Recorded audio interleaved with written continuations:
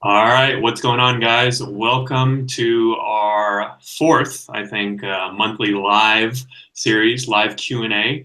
Today we've got a Rideshare guy contributor, Christian. There we go. Had to mute mine real quick. We've got Christian Perea, Rideshare guy contributor. If you guys have never seen his face and only know his writing from the blog, you'll get to see him today. We're going to talk about lots of interesting stuff. A lot's been happening. We're going to go ahead and cover some breaking news stories, some of the big stuff that's happened in the past month. We'll also go ahead and talk about a couple app updates to the Uber app. There hasn't been a ton, but we've got a couple things we can talk about. And then we'll get into the Q&A session, and we'll do a full Q&A for probably a bulk of the session, and we'll get to talk about everything that you guys want to talk about. So I'm going to go ahead and sort of let this queue up, and hopefully you guys can come in and join. Looks like we've already got a bunch of people joining. So if this is your first time coming to our YouTube Live, thank you very much. Feel free. You have the chat right there. It looks like we've got Matt Larisha. It looks like he's a Boston fan. He says hi. So, hey, what's up, Matt? So feel free to introduce yourself, say hi. Let me know if this is your first time on the YouTube Live. If you guys are just joining for the first time, we actually do these monthly. And today we've got a guest on, and we've got Christian Perea. So, Christian, do you want to say hi quickly? Hi, I'm Christian Perea. I work with Harry on the blog, write articles, do all kinds of fun stuff. Cool, awesome. So it looks like we've got a few people joining right now. Looks like we've got Joseph, and he says he had his first drive today. So Joseph, congrats on your first drive. Hopefully it went well. And it looks like we've got a bunch of people joining. So this is awesome. Thank you everyone for joining. And yeah, feel free, start thinking about the questions that you guys want to ask us. Like I said, we're going to go over a few top news stories to get kind of warmed up. We're going to talk about a couple app updates, and then we're going to go into a full Q&A. So if you guys go and ask those questions right now, I'm probably not going to see it and probably not going to get to respond, but definitely save it. And once we start the Q&A portion, have your questions ready, and we'll try to answer as many questions as we can.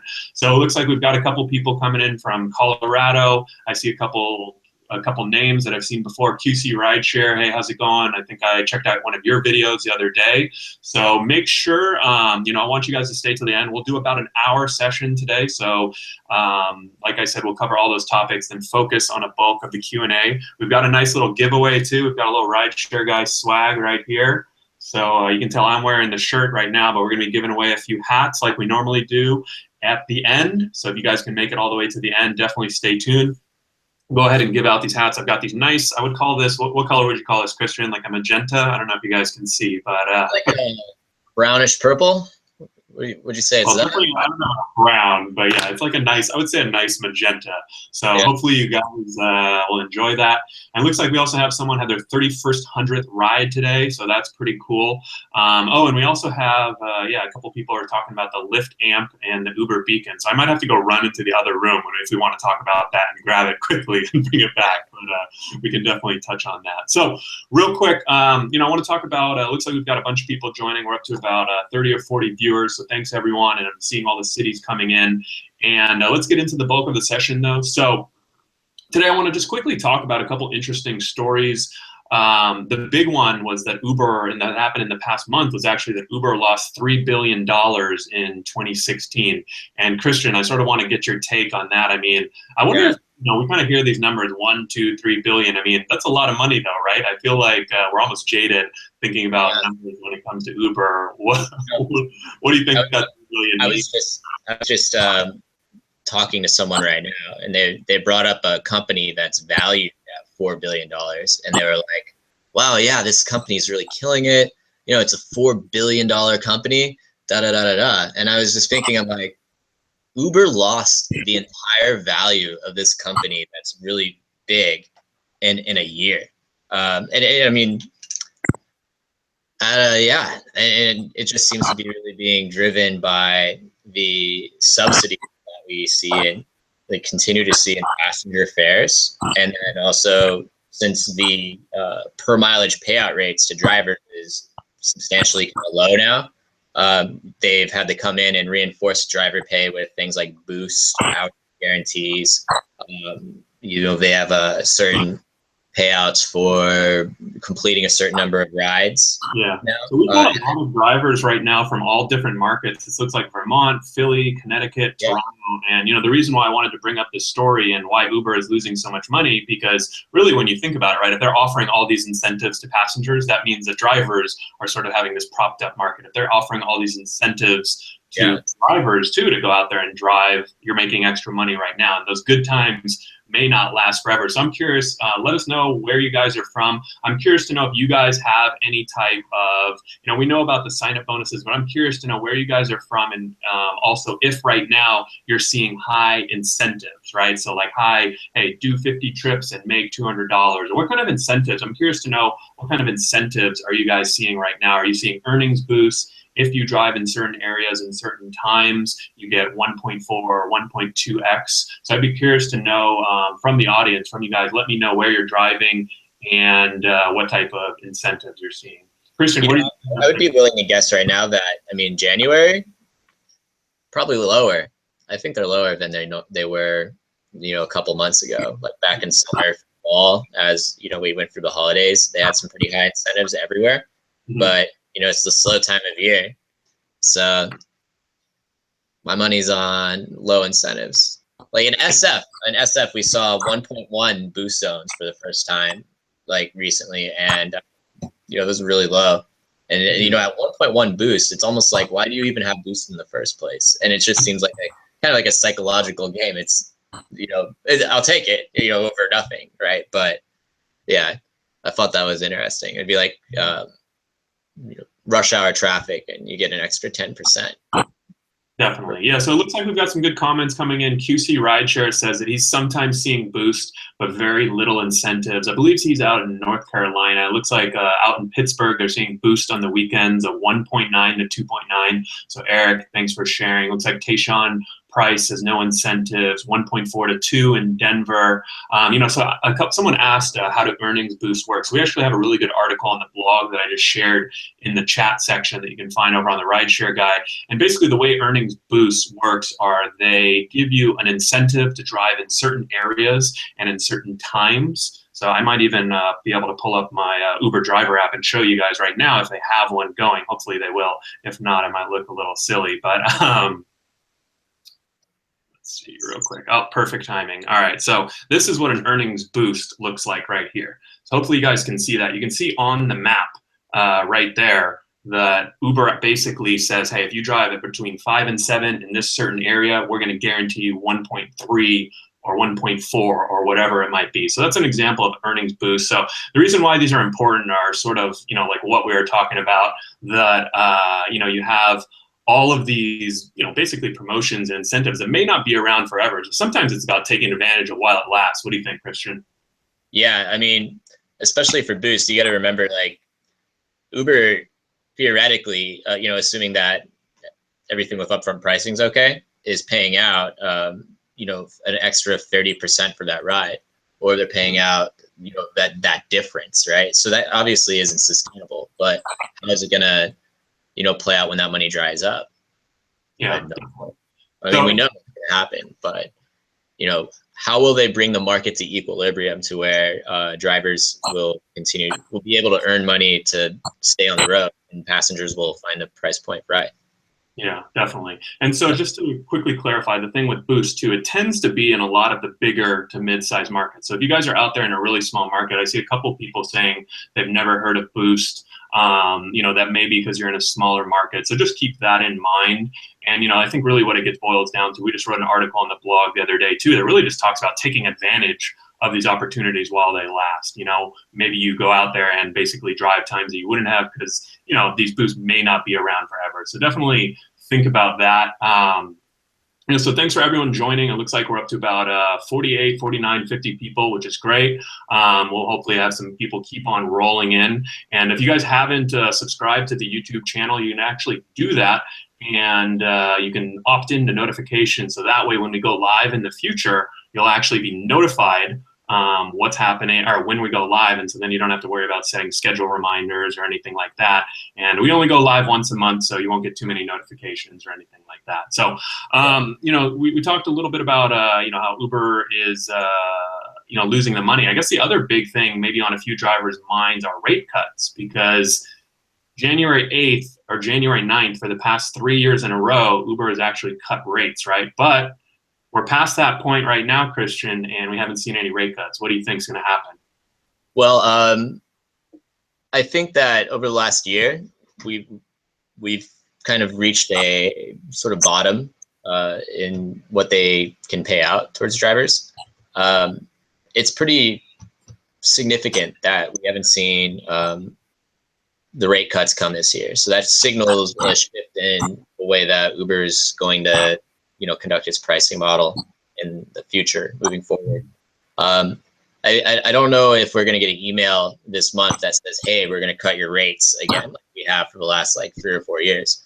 But I think that if anything, they're going to reduce that sort of payout by reducing the boost or reducing referral links or reducing certain things that, they've been kind of dumping in to prop up the driver supply side of the market. But I would be pretty surprised.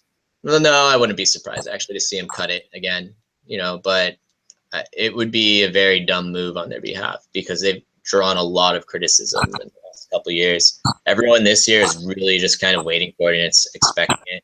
In fact, I think you and I joked about queuing up a post somewhere in mid-January and just basically back in December writing the post for the January price cuts in advance because, it's so predictable.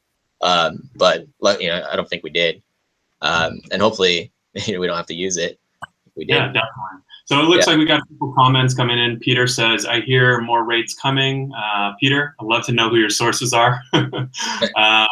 Mark says, hopefully they stop panicking and things level out somehow. And Valerie says they won't have any drivers left if they cut rates. And that's definitely something we've seen. I think that clearly last year when they did cut rates, it was a noticeable impact. There were times where it was surging where it was never surging before. And I actually have a quick question.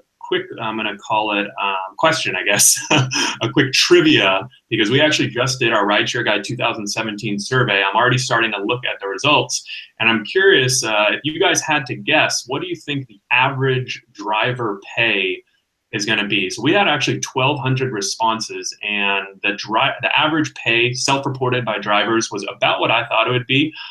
Christian, I don't know if you've looked at the results yet. Hopefully you haven't, but do you want to take a guess and see what you might think it might be? I didn't see all the results, but I did look at the responses. I would say it's between $15 and $20 an hour gross in most markets. Yeah, definitely. Very good guess. So the number was actually $16 an hour. So that was the number that we found from surveying over 1,200 drivers. That was an average hourly earnings that drivers reported, basically. And obviously that number can definitely vary a lot. And I see a couple good questions coming in right now as far as gas prices and things like that, what they're going down. And then now we have some guesses. Bob says $12 an hour. Teresa says $5 an hour. And, the crazy thing is that there might have been 100 drivers in our survey that reported making $5 to $10 an hour, right? So you do have, and that's where I think that variability comes into part, because we had a lot of drivers who self-reported 20 to 25, 25 to 30, but we also had some drivers, I think there were even 30 or 40 drivers who reported $0 to $5 an hour. So definitely, and those numbers are obviously gross earnings. I see some people in here talking about gas, and we've had a lot. Christian, I know we just released an infographic that really basically focused on that. If you guys are out there driving, it's important to look at the income side of things, but it's also important to look at the expenses too. So definitely, I'll go ahead and leave a link to that in the show notes right now. And also stay tuned for this 2017 survey results, because we're going to have a lot of interesting stuff there. Yeah. Definitely. So let's move on. And, I want to talk about quickly, just real quick, so we're gonna, we covered a couple news stories, sort of what's going on with rates, talking a little bit about how much drivers are earning, and keep queuing up those questions, guys. I just want to talk a little bit right now about the Lyft Amp and the Uber Beacon, because I think these are some actually kind of cool new products. And Christian, I know you got your hands on the Lyft Amp. So maybe you could just talk about that really quickly, and I'm going to go run and see if I can find my actual Lyft Amp and Uber Beacon. I actually haven't had a chance to touch my Lyft Amp yet. It got shipped to my house, and I actually haven't been home in San Francisco for 2 months. So, but my roommate says it's there. and it looks cool. I saw the video. But oh yeah, Harry's gone. So yeah, the Lyft amp, it lights up. It's kind of cool because you're supposed to be able to like connect it with the Lyft app, and you know, when you get a request, the passenger can select like a different color or whatever to appear on the front of this like little sidebar. It appears on the dashboard, and then as you pull up, it'll display their colors, so you kind of match. And I know like you know, like a lot of us on the road, we will pull up to like a club or a bar at 2 a.m. or 12 a.m. or to actually, you know, the worst ones are like football games and stuff like that. And there's just like 1,000 people trying to find their Ubers, and, you know, a bunch of randos trying to get into your car, you know, are you Bob? I'm like, no. So having the color coordination will help out a little bit. I haven't had a chance to test it out personally, but I should get some testing time. All right, so luckily I've got a little preview, and we actually have a couple cool videos that we did over on the YouTube channel, and we basically unboxed this thing. So actually, luckily there's power in here, so I just turned it on. You guys can see right now that the Lyft amp is going, and basically I actually think it's pretty cool. I'll go ahead and share a link to the unboxing video. A couple quick answers, because I know you guys will have questions about this. When you get this, you get it. So Lyft is testing it right now in certain markets. You get it actually after 250 rides, and then the actual Uber beacon, they're going to give that to every driver from day one. But same thing with the Uber beacon, it's once it launches in your market. And so I've actually got the Uber beacon right here too. It's not lit up right now, but you can sort of see right there. So I'll go ahead and share a link to the, oh, and this is actually kind of cool right here. Christian, did you see this? On the back, Lyft app. Yeah. So I haven't. Yeah. Oh, open the Lyft app. Ah. Yeah, that is cool. Yeah. So I'm gonna go ahead. I saw my first one in person in San Francisco like 2 weeks ago. It looked all right. Yeah, I gotta be honest though, like I don't know. I kind of like the way the glow stash looked a little bit better from the outside of the car. I feel like this will be like more useful, but I like the glow stash. It's got a special little spot in my heart, I guess, because I used it for like 4,000 rides, driving around with it until my car got broken into, and then some random person has my glow stash somewhere. Yeah, so it looks like we got a couple trolls coming in finally to our chat. I don't know if these trolls realize that it's really easy. It's really easy for us to block you guys. It's just like one button and then it's blocked. So I think that it's probably a lot of work for these guys to kind of keep on coming in. But yeah. You know, I always imagine there's like one guy who's just got like 30 different YouTube accounts, and like you ban him, and then he like frantically like logs out of Google and then logs into his other account, like aha, and it comes over. You know? Yeah, so if you guys are wondering, as far as these Uber beacons, right, so they're going to be starting to be shipped over the next few months. So there's not a specific date. And same thing with Lyft. It's kind of funny that they launched these at the same exact time, basically. And I think they're both cool. We'll have more stuff on the blog and the YouTube channel as far as how they work and like the experience with it actually driving. And you know, Peter just chimed in with a good comment. He says it's flashy, but I hope it makes me more money. And I don't know, Christian, what do you think? Do you think the amp actually will make drivers more money, or do you think Lyft and Uber should be focusing their resources on other products? Because I mean, that's probably the biggest complaint I've seen as far as the actual products. I mean, Peter says it looks like a toilet bowl. I actually think it looks kind of cool. Sorry, Peter. He's talking about the Uber. The Uber definitely looks like a toilet bowl. You're right. Yeah. I mean, these things are going to be free. You know, with Lyft, you'll have to hit those 250 rides. With Uber, you'll just get it once it launches in your markets. I mean, what do you think, Christian? Do you think? Well, I don't think it'll really make us more money in like tips or anything, but if it reduces your average pick. So, okay, here's the thing.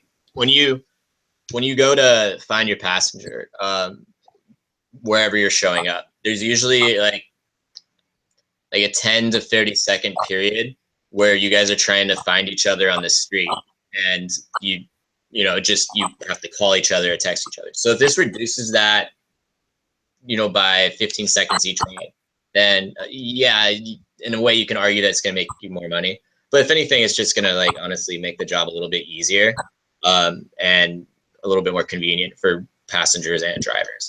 And, you know, it's a cool light up toy. I mean, let's be honest. So yeah, definitely. You know, Okay. yeah. Well, cool. So we talked about a couple news stories. We talked about a couple new features on the app, and now I really want to open it up to you guys. And if you have any questions, definitely start shooting them out. We're going to try to answer as many questions as possible. You know, we do these monthly YouTube live series for you guys so that you can come in, interact with us a little more. These are kind of fun for me. I know. Hopefully, Christian, you having fun over there? Yeah. It's my first YouTube live, you know, so like anytime you do any of these things, it's a little bit of a learning curve. Right you know, on. usually I'm participating in the comments and I'm like moderating and answering people's questions, but it's definitely a little bit different, like being on camera and like having to talk with my voice and stuff instead of just typing. So, you know, it's cool.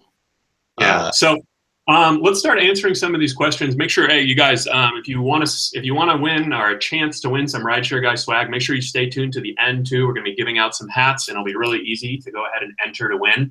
And feel free. We're going to go into the Q&A section and probably spend about 30 to 40 minutes right now and take up the full hour. And we're going to try and answer as many questions as you guys have. And so I think a good starting point. Well, Mark says, I don't even want to think about taxes. So I don't know if that's a question. So I'm not going to exactly answer that, but if there are some tax questions, we'll do our best. You know, we'll have to caveat it with all that stuff and everything. But shout out to Rideshare, by the way. Thanks for saying it in my articles. I put time into them. So thanks, man. So let's see. I saw a couple of good questions come in here. So Eric says, how can you use the new destination feature to be utilized as a full-time driver? So Christian, I know you've tested out the destination feature, and you're familiar with it in general. What are your thoughts on the destination feature, and specifically to Eric's question, how can a full-time driver really utilize it? So the times that I used the destination filter as a full-time driver was... can you explain to what the destination filter is really briefly, and then kind of how you're using it? So in Lyft and Uber, you have the option to set a destination filter, which is you select a different icon within the app, and then you set a destination, say up here, and let's say you're down here. So you only get rides that are heading in that direction, and between there. Those are useful for full-time drivers in a couple of like really obvious scenarios, but there's also a couple of special tricks I got. So the most obvious one is just like commuting into your area of like business, where like, let's say when I leave the house during like the morning or in the afternoon, I could set my destination filter to go towards where I want to start my day. And that allows me to write off those miles as like a business deduction, because I'm I'm just aiming where I want to do business, in my view. And then, when I want to go home for the day, set the destination filter home. So that's like the most obvious use of a destination filter. But you can also use a destination filter like during high periods of surge by kind of like strategically placing yourself in areas where that if you get a ride in just that direction, it's going to be a long ride. And one of the older tricks that I would use, I don't know if it's how much it works nowadays because there's so many drivers, but I would go down to the Bay Bridge in Soma, which is the tech area of San Francisco, and there'd always be surge in prime time, and it'd often be like at like 5 p.m. when everyone's getting off of work, and I'd go park next to the BART station, and I'd log into Uber Select, and then wait until or it was just usually Uber X. I would just wanted it to be Select. But anyways, I'd log in only when it hit the certain surge, and then I'd set a destination filter. Yeah. And okay. That was So we've got some good strategies for destination filter. I definitely want to get to some more of these questions. Yeah, you do have the destination filter with Lyft, although I guess we will say that definitely doesn't work nearly as often on Lyft as it does with Uber, but they did just open it up to all the rides. And in certain cities... I've actually been hearing that drivers are getting a lot more requests on Lyft's destination filter. It's just not like Uber's is. Okay. Yeah, and in certain cities, actually, the destination filter isn't available yet. So if you guys don't have it on Uber or even Lyft, it may just not be in your city. And I saw a good question come in here from a QC Rideshare. He asks, is it possible for real competition between Uber and Lyft when they have the same business model? I think the only real competition will come from an Uber competitor that does business differently. And that's a good question, QC. I think that as far as I think there is actually a little bit of a difference, between Uber and Lyft. I mean, philosophically or whatever, right? There might be some differences, but at the core of the app, right, they do the same thing. They pick up passengers and drop them off. Uber and Lyft both do the exact same thing. But I definitely think you see differences. Obviously, the most obvious might be the in-app tipping with Lyft, power driver bonus, things like that. But I think what we're seeing too is a lot of these features that Lyft's adding, Uber is copying. So I would say in that sense that the fact that they copy each other a lot, Uber is very aware of what Lyft is doing. Maybe not so much vice versa. I think Uber really closely watches Lyft more than Lyft watches Uber. But I think that in that respect, the competition is definitely good. Christian, what do you think? I think that over the last year, we've seen them come closer together in a lot of their policies, promotions, usage features, and then it seems that Lyft is invested more in the larger markets than trying to be everywhere. And within those markets, they're still able to capture some, market share back from Uber. We've definitely seen it in the city, but to this day, Uber still remains to be the far and away bigger than Lyft, more volume, especially once you leave the Bay Area. So, yeah. Okay, cool. So just to clarify, you guys, destination filter is definitely active on Android and iPhone. It just may be not in your city. For example, someone pointed out that in Los Angeles it's active, but not in the Inland Empire right next door. So we've got a really good article on the blog that explains it in full. Check out the Rideshare guy and then Google destination filter. That article will pop right up. I see a couple of really good questions coming in about surge pricing. So Kevin Matsanka says, can you explain surge prices? If you get a call where surge prices are, but when you get there, the surge prices are gone. So I think it sounds like he's saying if you get a call where surge prices are, but when you get there, the surge prices are gone. Actually, I don't really know what he's saying, but I think he's probably talking about the fact that we have a video that talks about don't chase the surge. That's the biggest mistake I see new drivers make, right? The way surge works is it means that there's a high demand from passengers and low supply of drivers, right? So if a bunch of drivers see surge and go and chase it, then it obviously is going to go down because of that supply and demand. Now, there are times where, predictable surge might happen at the end of the bar rush or things like that. Christian, what are your thoughts on that? So Kevin, a lot of times when there's surge, let's say it's over here and you're over here, when you get a request, when it begins to ping, if it doesn't explicitly say that there's surge on that request, then you're not going to get surge on it. So before you tap to accept it, just look to see if there is surge. If there's no surge, there's no surge. You're not going to get paid out for it. They're not going to give it to you when you complete the ride. They don't care that you were late. What happens is sometimes the refresh rate for what will be displayed on your phone for surge, let's say it's 1.2, it'll still be there, and then there's a difference between what it is in real time. So you could be seeing 1.2 on your phone, and then if you're driving towards that area, and you might get a request that's just at regular prices because it hasn't refreshed yet. If I remember correctly, Uber's surge refreshes every 4 minutes or 5 minutes, and Lyft's prime time will refresh every 2 minutes. So something to keep. Okay, yeah, and definitely that's important too. I like that you pointed out that the fact that surge appears when you accept the ride, right? So when you see your accept screen, and this is actually a good tip that I have for you guys, because a lot of people, as soon as the request comes in, they tap it to accept. But you can actually glean a lot of information from that screen if you take your time. And you have about 8 or 10 seconds on Uber and Lyft to really study that request. And the reason why it's important, you can see that the passenger's rating. You can see on Uber, you can sort of see where they are and try to find out where that request is coming from. If there's a surge, the type of ride, whether it's UberX or Uber Pool. And the reason why that's important is, especially now on Uber, because you actually don't have an acceptance rate requirement, and you can ignore requests if you want, right? So if you're sitting in the middle of a surge area and you get a ride request that's 0 surge somewhere far away, you can ignore that request, let it go to another driver. Meanwhile, you're staying in that surge. And then hopefully if someone requests from that surge area, you'll make more money without really having to do any more work.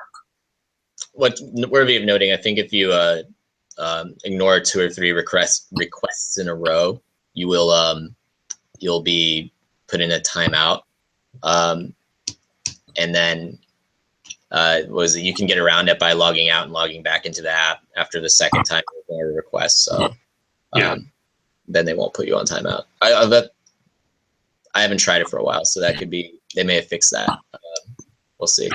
Yeah, and so I see a couple questions coming in right now about if you want to drive in another state, sort of the rules around that. That's actually good. I actually just recorded a video on that, which is kind of interesting. So I want to go ahead and answer that. And we have another question come in from one of our students over on the Maximum Ride Sharing Profits training course. He says, he read a story about a guy on our blog who drove in a number of cities. So he's talking about Simon from Rideshare Dashboard, who actually did 65 Lyft rides in 65 different cities all across the US.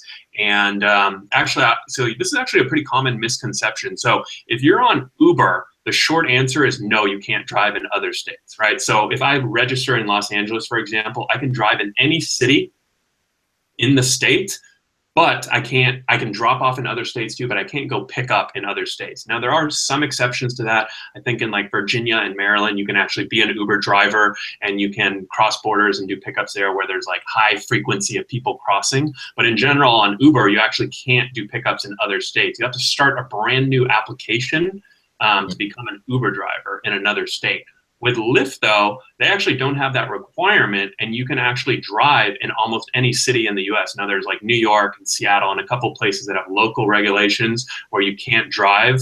But with Lyft, for the most part, you can actually drive in multiple cities. And we interviewed Simon from Rideshare Dashboard on our podcast, and he actually drove in 65 cities for Lyft. So we definitely know it's possible, to drive in multiple states for Lyft. Christian, have you ever tried to log on and do a ride outside of California? Yeah, I logged into Lyft when I was in Austin with you, actually, to see if it would let me log in. Same thing with Uber. And then I know a couple of people who have driven for Lyft outside of the state. I don't know if it's how that works with James River, though, how their insurance. That's the one thing you guys definitely want to watch out for, because so Lyft uses Steadfast Insurance, I think, now, and Uber uses James Rivers. But, Lyft will definitely cover you for insurance, because if they're allowing you to go online, I'm assuming they're going to cover you.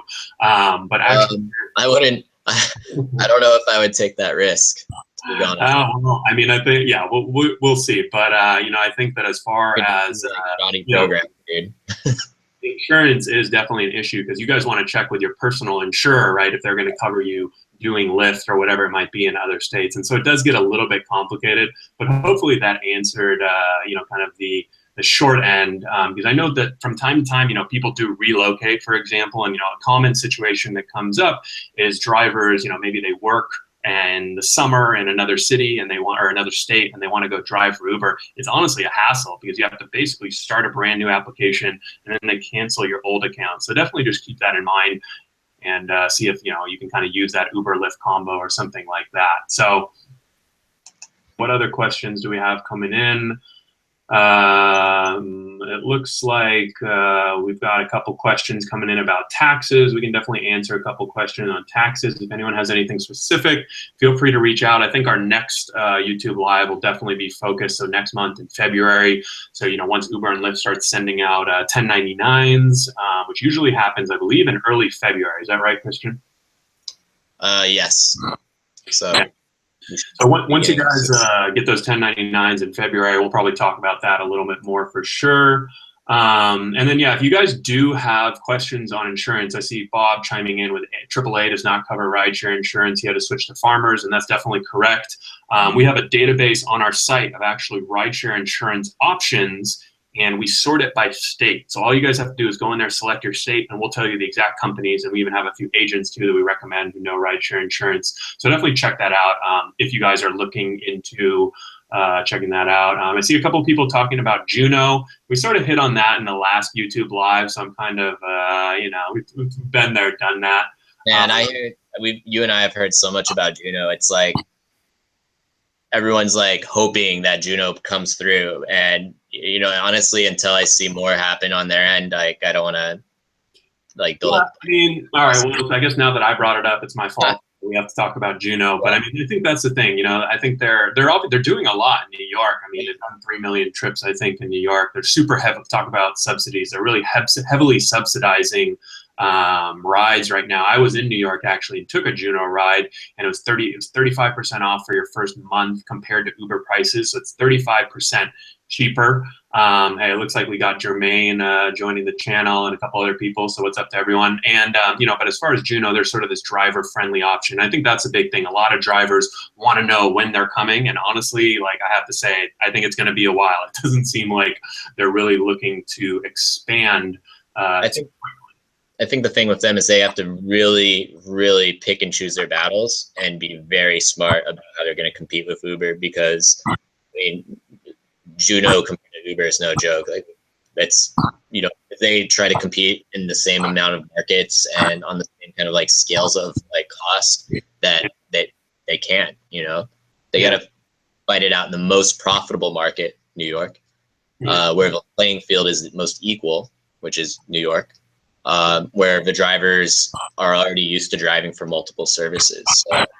So, we have seen Juno come out and like do like sign up lists for other cities, and obviously I think Harry and I really hope to see him there soon, but don't rely on them to show up like and save you in the next like 3 to 6 months. It may not happen that fast. Yeah, so we've got a good Lyft question coming in, and I definitely I want to keep talking about lots of different things. So I have a question here, and I actually don't know the answer because I'm hoping that you do, Christian, because you do a lot of Lyft. I know you've done a lot of Lyft rides, and he says, "How does becoming a mentor work? Do you just need a certain amount of rides with a high rating?" So Lyft got rid of their mentor program in most places, and they've replaced it with what's called a community associate. And a community associate is the person who will conduct like your inspection and be your mentor. But the mentors are, that program's gone for drivers. Maybe it's hanging out in like a couple of markets still, but I really don't think it is. I think it's on Lyft completely gotten rid of the mentor program.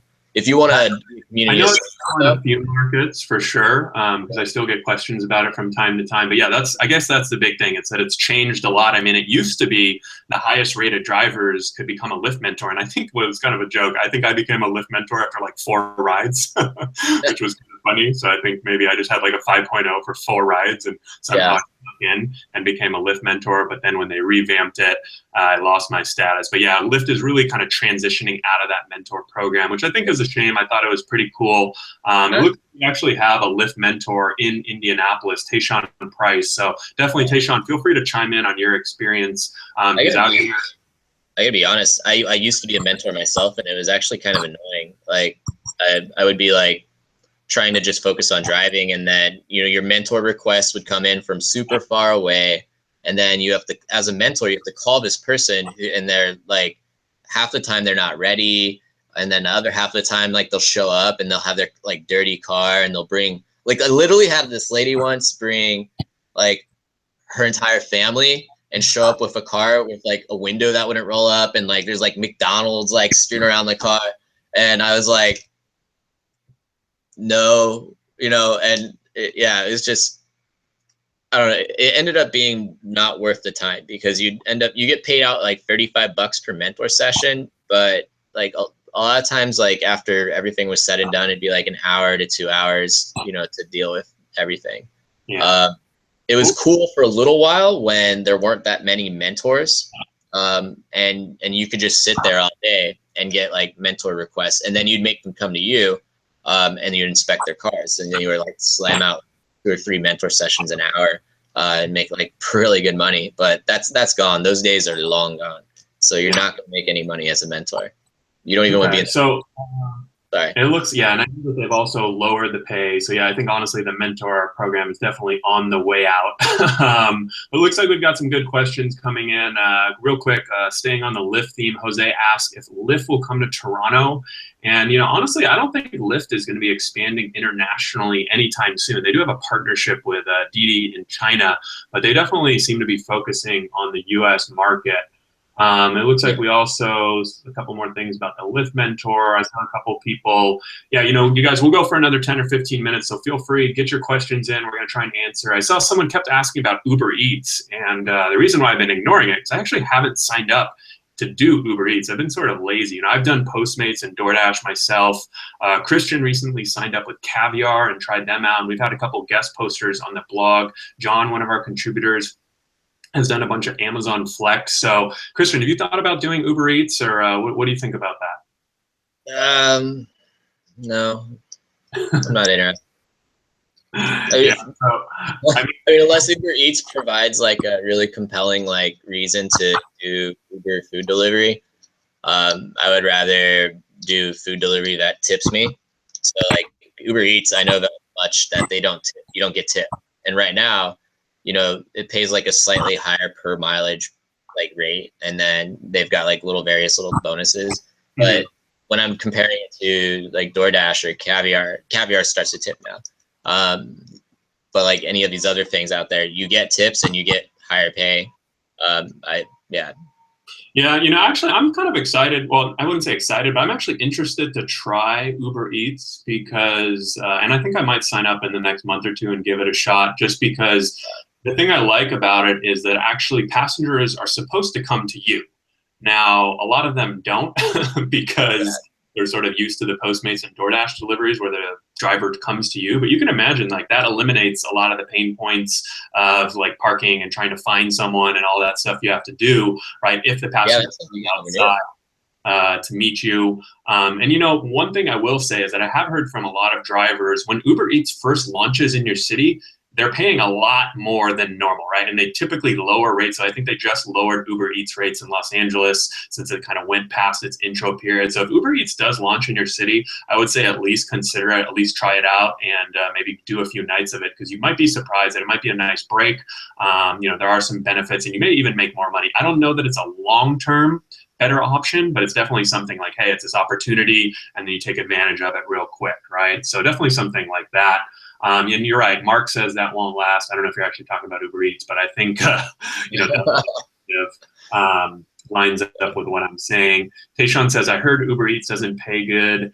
And, you know, kind of like what I said, I mean, I think that's sort of that shift. And, you know, that's the big thing too, though, is that like a lot of people, one person's experience might not be your own. And that's kind of what I tell people, even though whether it's driving or delivery. I mean, we have a guy that does DoorDash right now, and he writes, we call him Dash Bridges on the blog, and he's averaging over $20 an hour on DoorDash just driving weekend nights. You know what I mean? So it's like some people might make $12 an hour. This guy makes $20 an hour, has every single one of his deliveries in a spreadsheet. So if you don't believe him, you can go check the numbers right there. And, you know, so I definitely say that it's, you know, interesting opportunity for sure. The advantage in most delivery options is that they operate in a smaller geographical like area, so you will end up putting less miles on your car than you do rideshare. So when you analyze your delivery income compared to the mileage or the usage of your car, then those numbers are very nice on all of those. I didn't know that Uber Eats expects a passenger to come out to you though. So that's it. I mean, that's why you got to try out the services, right? So then you know. Yeah. So it looks like I can only sign up for so many services, man. It's like every 2 weeks. Yeah, the new awesome. one. So, looks like we got a Yeah. couple more people chiming in. It looks like Jose says, Rideshare Professor Harry and Uberman are my mentors. That's awesome. Thank you for the shout out. Yeah, I was actually just on Uberman's channel. Definitely go ahead and check out Uberman, Rideshare Professor. I think I just emailed that guy the other day. So Rideshare Professor, thanks for joining. And yeah, definitely check out his channel too. Lots of good content. That's definitely one thing I've noticed on YouTube, especially. You guys have probably seen that there are a ton of bloggers out there, which for me, I saw we had Jermaine in here for a second, which I think is awesome. I think the more the merrier, because it's just more good content. And then I think it also, we can all sort of collaborate together, create more videos, create good content for you guys, and hopefully answer more and more of your questions. Because, we all will say that Uber and Lyft, don't provide that much training. They don't provide that much help. So that's sort of, what we're here for you guys to help out. I think it's important that like there's like a group of people who do this sort of like blogging around rideshare delivery and like all this work, because it makes information more accessible for drivers, and then we can cover more stuff, just by simply there being more bandwidth. So, yeah. And Yeah, Jermaine, if you're still here, I've seen your videos a lot, so I like them. Yeah, it looks like we got a little shout out for the Simple Driver too. He's got a great YouTube channel and a good audio course. So yeah, definitely check out all these bloggers. Everyone, I think, is doing a great job. I'll try to leave links in the show notes so you guys can check that out. And wrapping up here, we'll go ahead and answer a few more questions. Let's see. I want to talk about. So it looks like we got a few questions coming in about Uber VIP. And, to be honest, I think that Uber VIP, I think you guys are talking about, Christian, you know what they're talking about with the Uber VIP program? I think that's like the special driver and special rider program that they're testing in some cities. That's basically if you're like a higher rated driver or a frequent use passenger, they try to match you up, right? So as a driver, it can really only help you because it potentially gets you more requests. You actually get paid more for being an Uber VIP driver, and it's definitely only in limited markets. It's definitely only in limited markets. They've been testing it well, I don't know if they're still testing it, but I know they were testing it about a year ago. And it was basically what you just outlined. The thing with Uber VIP was that I think one of the places they tested it was in the Hamptons. And a lot of people, from what I remember, didn't want to be Uber VIP because they didn't want to drive in the Hamptons because it had low mileage rate, and the clientele were always like really needy, and it was like you're not getting anything extra for being VIP. So I don't know if they're running the VIP thing in your market, then see if it like has any tangible like benefits to it. And I mean, honestly, I think really what it boils down to a lot of these times is that really most of the time, if you just try it out, like you can figure these things out pretty quickly.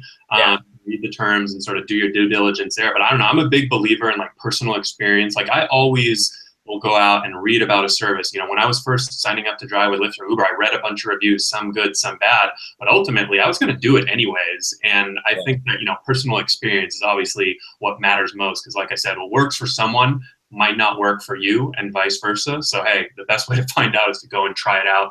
It looks like Trader1727 says he's in New Jersey and he got the Uber VIP email today. So Trader, feel free to shoot me an email with that, harry@therideshareguy.com. We can go over that a little bit more in depth, but I'm assuming it's that VIP program that I described, and it sounds like it's making a comeback too. So they may be, trying it out again. Get some stuff now, Yeah, definitely. And so I think no YouTube Live would be complete without talking about Uber tips, because it seems like we've definitely got a few questions about that.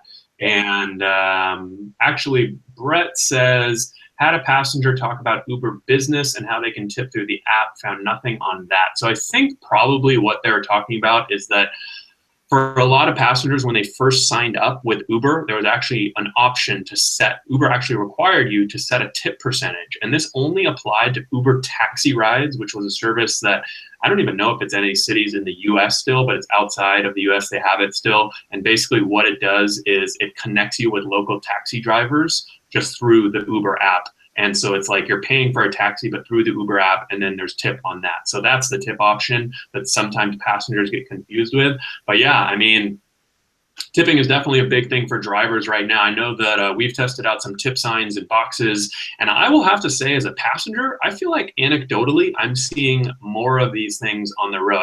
I still think it's probably like 5 to 10% of drivers or less are using some type of sign or box. But I take a lot of Uber rides, and I mean, I saw one just last week when I was up in Portland. The driver had it right there in the ride, so I definitely feel like I'm seeing more for sure. What do you think? I would say for a lot of drivers, like, guys, it feels, from my experience, I never had a tip sign in my car, and I put one in my car. The first couple rides feels a little weird because you're like, am I gonna get in trouble? Somebody gonna say something? Am I gonna get a bad rating? And then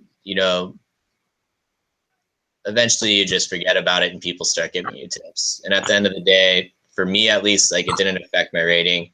Yeah. It was actually a good conversation piece because I designed mine to be like funny, right? And it had like a picture of MacGyver holding a missile that, you will become MacGyver if you tip your Uber driver. And like, people thought it was like pretty funny, or they asked questions about it.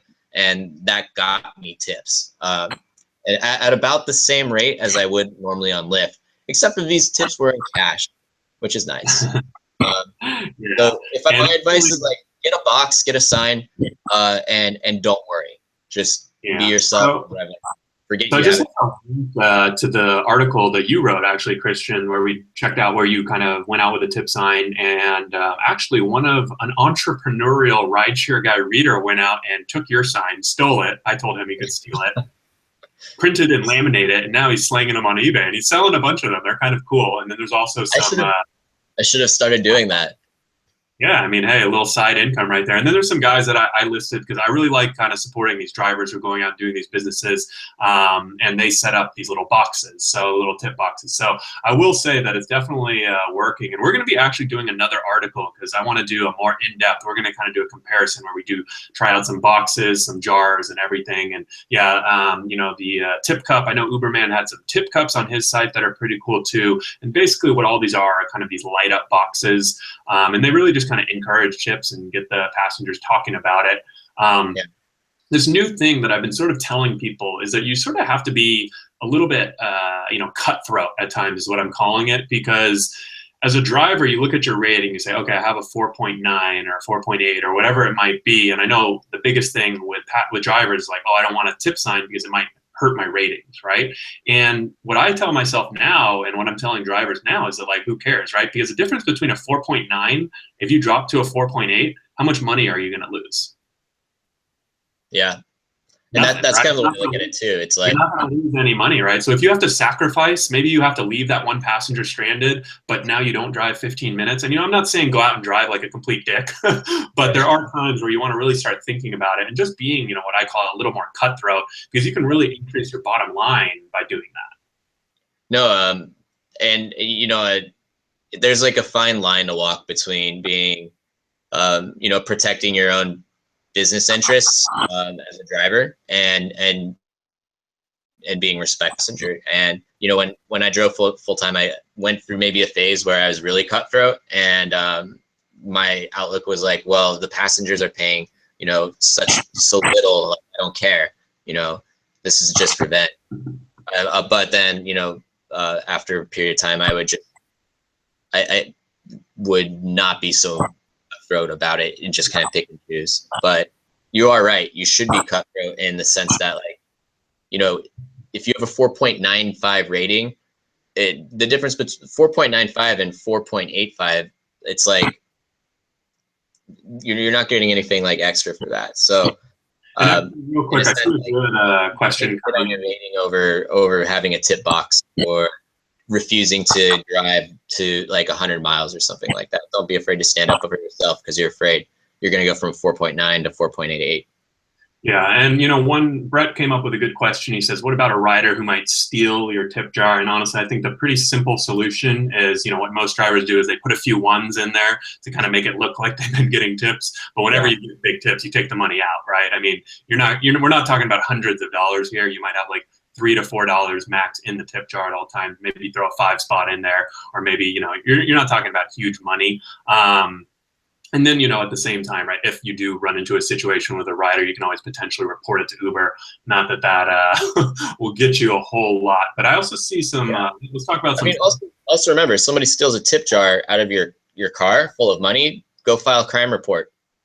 They just stole from you. Like that, it doesn't, the police will, yeah. Yeah, so I want to talk a little bit about vomit right now, which is kind of a fun topic because I see a bunch of people. Looks like we had someone had their first drive. I think they said, Trader said he had his first vomiter the day before New Year's, and it looks like some people are asking about cleaning and reimbursement fees and stuff like that. And, I guess what I would say real quick before I ask Christian if he's ever had someone vomit in his car is that, what I like to tell people is that obviously once someone vomits in your car, it's a little too late, but there's a lot of proactive measures you can take to try and avoid someone who's on the verge of puking or someone who is going to pass out in your car and you're not going to be able to wake them up at their destination. Now, it's not foolproof, right? But if you see things like you're having a lot of trouble, right, they cannot, they drop their pin in a completely wrong place, right? There's little telltale signs.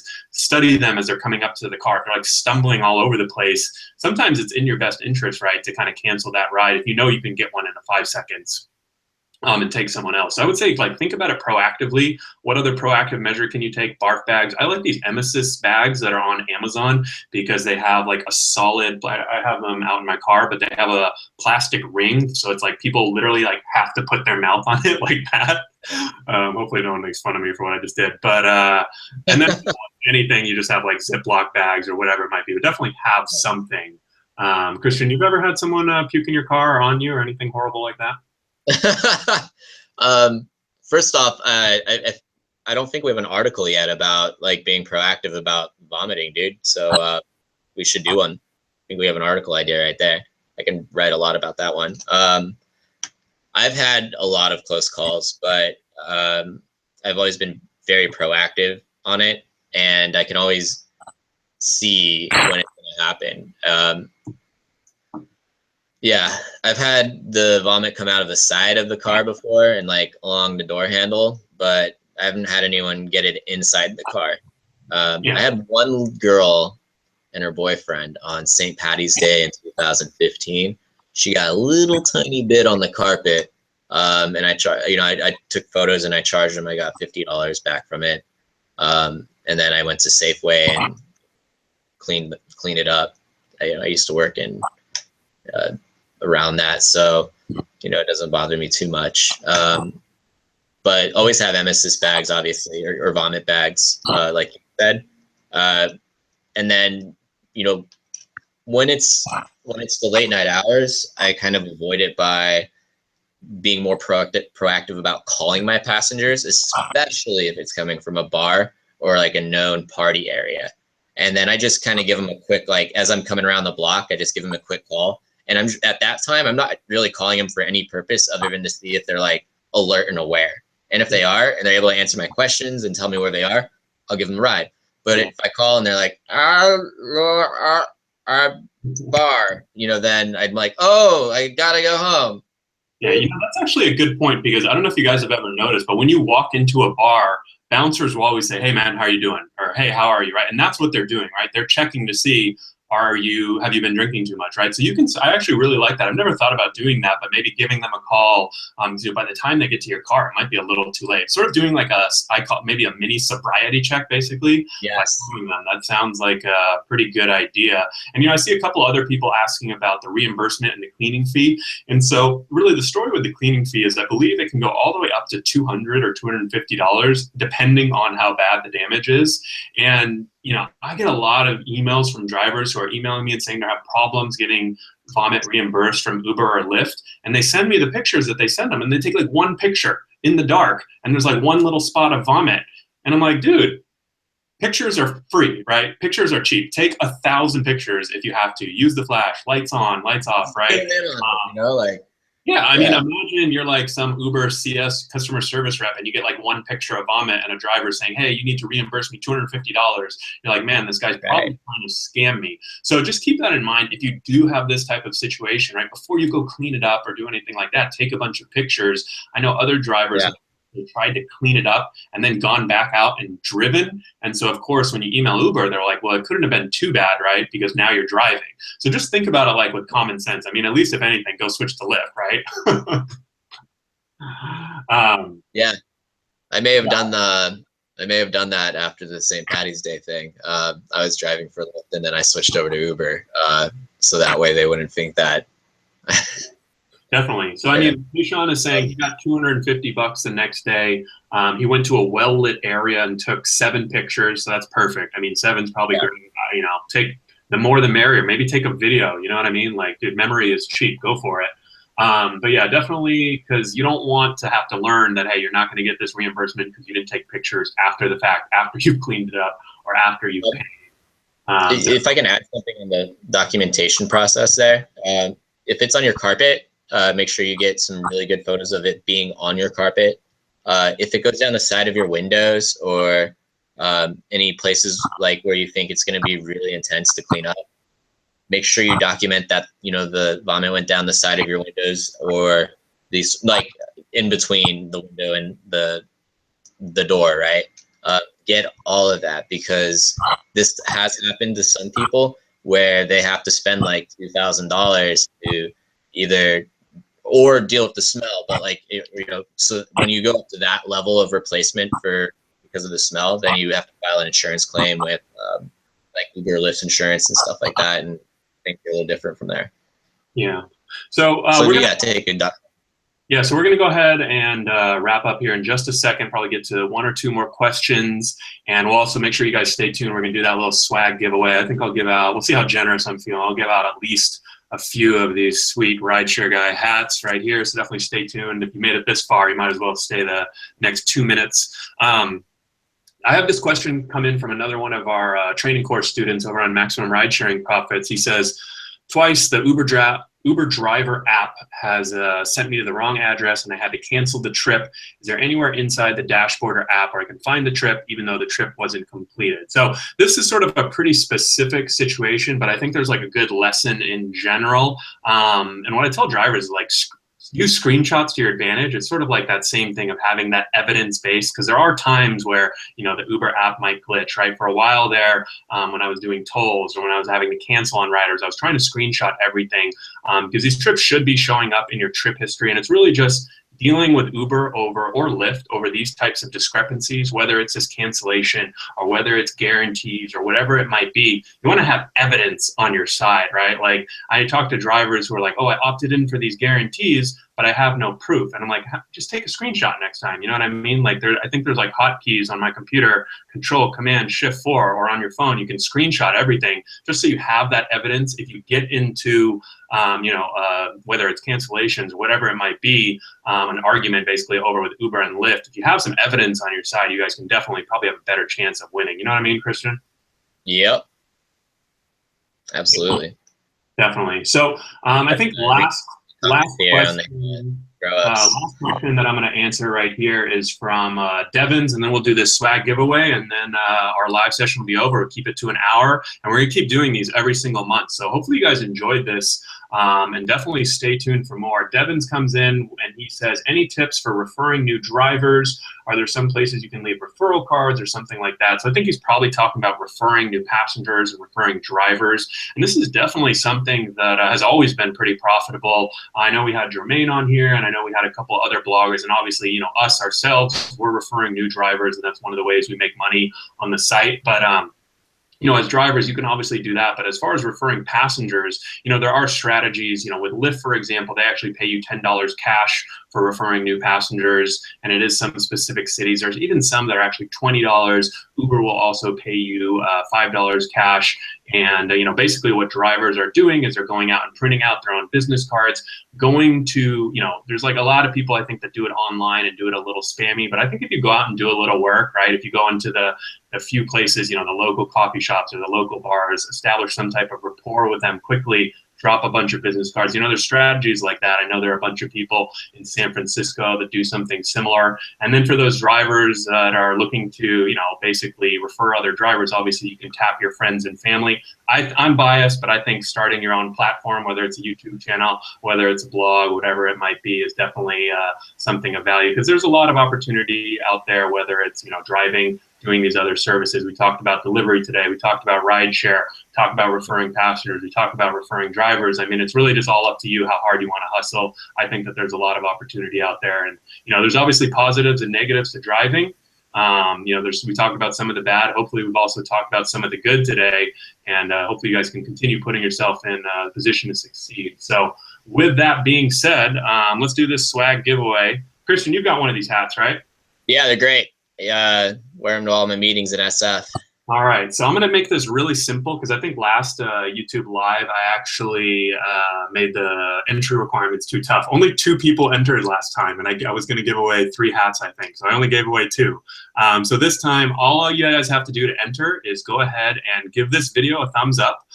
Hopefully you liked it. So I guess that's probably a requirement. You have to have liked this, actually like this, and like this video, subscribe to our channel, and then send me an email, harry@therideshareguy.com, with YouTube Live in the subject line. And I'm going to take the first, let's say I'll pick the first 3 people to go ahead and email me, and I'll send you guys one of these Rideshare Guy hats. So just want to thank you for joining. Hopefully you guys enjoyed this. If you have any questions in the future, definitely don't hesitate to reach out to me, harry@therideshareguy.com. Subscribe to the YouTube channel, check out the blog, leave a comment. We will try to reply to every single comment. We have the video training course for drivers, the podcast, everything that you guys might need. And Christian, I want to thank you for joining the YouTube Live session tonight. I know this was your first one, so hopefully you had fun. Thanks for having me on, man. It was good. Awesome, definitely. And thank you guys all for joining. I just want to give it is the new year, so I want to give a quick shout out, quick thanks just to everyone who's subscribed to the channel. I think we've got, 13, 14,000 subscribers on the YouTube channel. We've got hundreds of thousands of people coming to the blog every day, and tens of thousands of people listening to the podcast. So I definitely want to say thank you. I really appreciate each and every single one of you who is a subscriber, whether you're telling your friends, whatever you might be doing to support us. I really appreciate it. And if there's anything I can do to reach out, I do tell people that I respond to each and every single email. So shoot me an email, harry@therideshareguy.com, and I'll do my best to help you guys out. Without further ado, take care and see you guys next month.